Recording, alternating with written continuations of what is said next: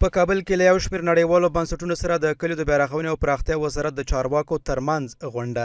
په دغه ناسته کې د کلیو د بیارغونې او پراختیا وزیر وایي چې د امنیت په تامین سره په هیواد کې د نړیوالو بنسټونو فعالیت لپاره زمینه برابره شوې ده. عبداللطیف منصور په هیواد کې د بهرنیو مرستو پر اغیزمنتیا هم ټینګار کوي.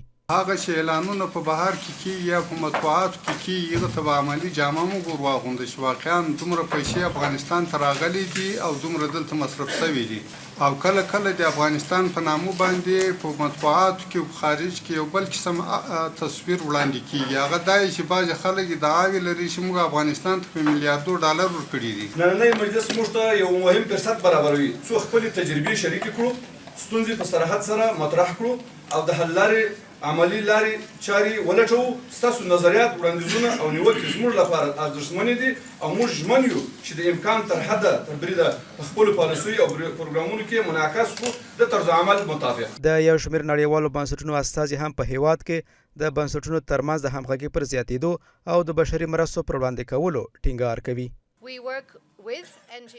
موږ د کلیو د بیارغونې او پراختیا وزارت په ملاتړ متکی یو او له دې وزارت څخه غواړو چې له انجوګانو څخه ملاتړ وکړي. له هر څه نه لومړی باید هوکړه لیکونه لاسلیک شي او وروسته بیا د دوی له فعالیت څخه ملاتړ ترسره شي.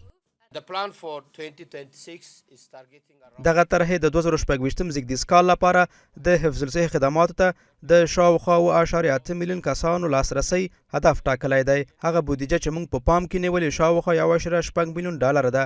البته دغه یو برنامه ده او هیلهمند یو چې ډیره بودیجه ترلاسه کړو. ورته مهال د اسلامي امارت چارواکو تر دې وړاندې هم په افغانستان کې د بشري مرستو پر دوام ټینګار کړی او ویلي دي چې دغه مرستې نه باید سیاسي شي.